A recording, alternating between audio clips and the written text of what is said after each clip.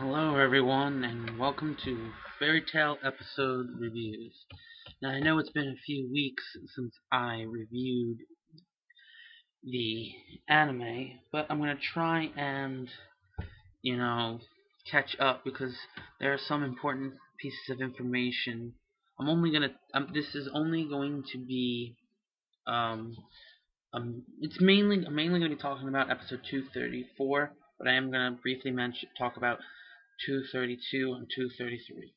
In episode 233, Gray uses his new ability of dealing with this strange ice to unfreeze the eternal flame.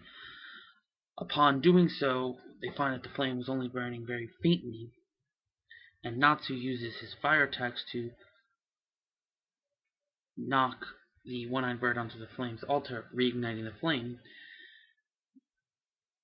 After Wendy discovers that the flame is alive, she uses her Milky Way spell, revealing that to find out what it's to reveal the spirit of the flame, which is now we find out is the dragon Atlas Flame, who recalls that the village was frozen by a demon slayer wizard named Silver, who is one of the Dark Guild Tartarus' Elite 9 demon gates. I mean, he doesn't know this. This is something we find out because we see him, Silver. Atlas Flame then uses the last of his strength to thaw out the rest of the Sun Village, freeing all the giants and forcing Minerva to flee. Before vanishing, Atlas Flame tells Natsu about AND, Zero's most powerful demon, and how Ignial 400 years ago tried to destroy him, but was unable to. That episode 232 was okay. We found out I thought it was pretty good because we found out a bunch of very important information from Atlas Flame. Now, episode 233, we begin with after Atlas Flame disappears, Fairy Tail celebrates their mission success with Flare, who is welcomed back by the giants at the Sun Village. Partying all the time. They party, That's something that tends to happen a lot in shonen. Elsewhere, we see that Minerva has returned to the Succubus Eye Guild Hall to find her guildmates wiped out by Kyoka, one of the 9 demon gates of Tartarus. She notes that the rest of the Succubus Eye has failed to withstand her power of strength enhancement, which she proceeds to use on Minerva to recruit for Tartarus. What happens to her? We'll have to wait and see. Later we see that Fairy Tail members make their way back to Ward's house to collect the reward, which turns out to be a potato. Afterwards, Ward reveals his membership in Fairy Tail to the younger wizards. Natsu asks him about END, whom Ward speculates is in Tartarus' possession. Now, that episode was okay. It was, like I said, it was pretty much a celebration episode, mostly. Found out a little bit more information about Tartarus, but the one thing I do extremely want to note in this is the fact that, as you all know, Fairy Tail is known for its fan service. And it was also one of the Mashima's favorite fan service type scenes is bath scenes. And then in this episode we see Wendy, Charlotte, Lucy, and Urza, in a bath, fan service.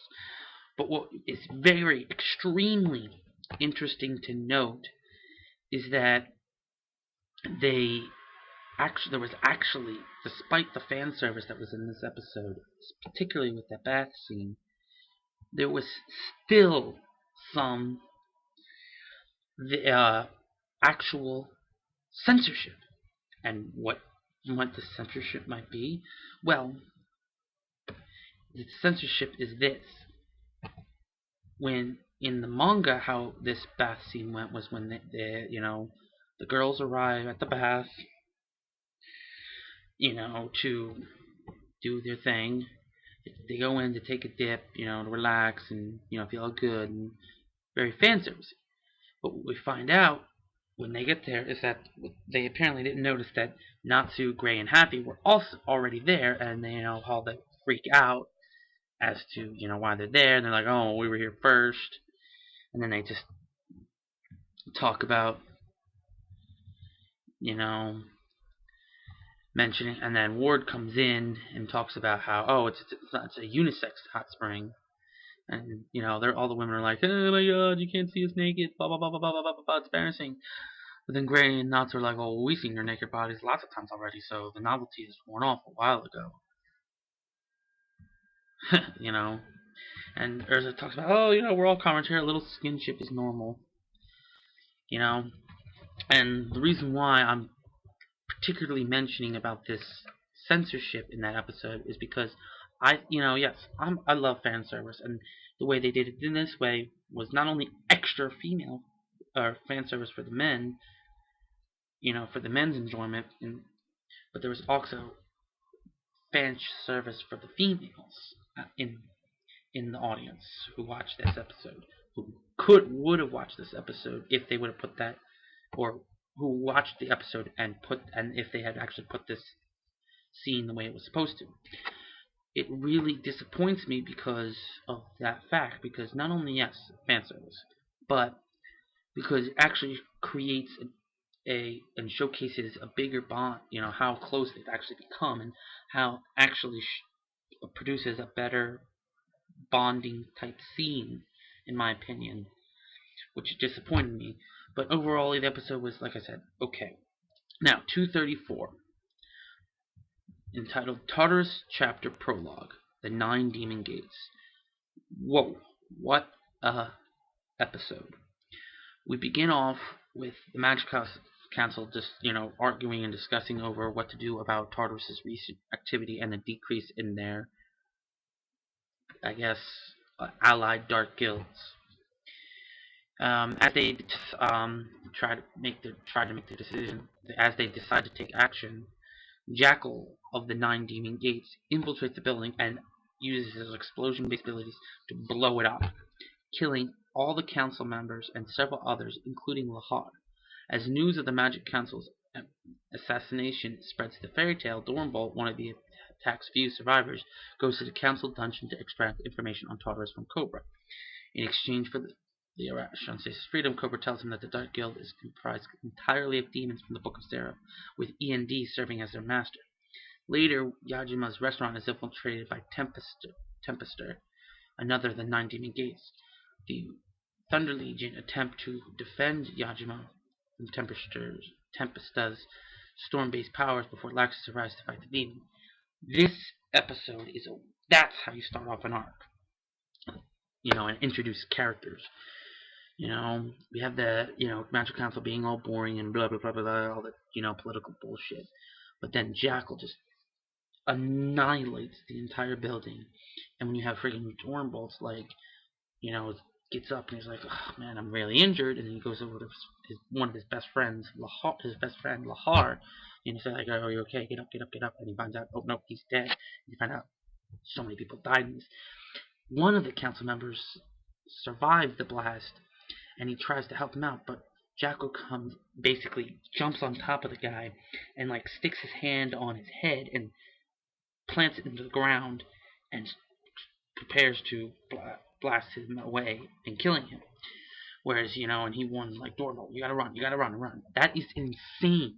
The fact that, and deep and dark, like, you know, this guy, Jackal, is just about to brutally murder this guy, and Dornbolt is just helpless to do anything. It's just très magnifique. So after that happens, we, you know, go to Fairy Tail to see, you know, how they are acting as normal Fairy Tail normal as usual, and it was just kind of interesting, you know, sort of interesting to see, because, you know, Fairy Tail's awesome, and then we, you know, see how they find out about the council being wiped out. And then that's when we switch back to Magic, you know, how Dornbolt goes to the jail, you know, the dungeon to interrogate Cobra, and this guy is serious. I mean, he freaking, because he didn't get the answer right away, and the answer he wanted right away, Dornbolt puts a knife to Cobra's neck, like, bitch, I want my answers. And the whole thing about, you know, the shocking revelation that all the members of Tartarus are demons from the Book of Seraph is mind-blowing. And we also get to see an introduction of the members, and it's the majority of the members, which just makes things to showcase how insanely badass these characters are, because they are powerful. You know they're demons, they're evil, you just know shit's about to go down, and that it is. The whole thing about Yajima's restaurant, where the Thunder Legion was kind of like, going back and forth, and just talking a little bit, it was kind of But when Tempestus showed up and just blasted, started destroyed them. Like, they tried their best to do whatever it took to take him down, and he just dusted them. And then you have friggin' Tempestus take Yajima literally by the hand, and then creates like a tornado almost in his hand in an attempt to kill Yajima. But before he can, Laxus comes in with the with the freaking lightning and his badassery. He's like, "Oh, I have no doubts about killing you." Because apparently he has trouble getting with directions. He's like, "Oh, well, I wasn't sure about the way home back here, but I'm sure that I'm going to kill you." So this is a very good introduction to the 9 demon gates of Tartarus, and it is just amazing. The voices were done very well. The animation was great. This is the beginning of Fairy Tail awesomeness. Tartarus is hands down the best arc in Fairy Tail. Yes, just like every other arc in Fairy Tail, there are some certain moments that make you question, how good this arc really can be, if this is included, if this situation happens, or this piece of information, or this, that, and the other. But the Tartarus arc is beast, and for you anime-only viewers, it is going to be amazing, and you're going to love it. So if you have been kind of iffy the last couple weeks about whether or not you want to watch the Fairy Tail anime, and you have been only an anime-only viewer, you only watch the anime, you don't read the manga, please come back to the Fairy Tail anime, because you are going to love it. There's just no denying. It's just going to be amazing. So, in closing, this episode was very, very good. I would say even great. So, and the preview for next week, of course, makes next week's episode look even better. So I hope you guys all enjoyed this review, and I hope to see you guys next week for the continuing reviewing of Fairy Tail anime Tartarus arc.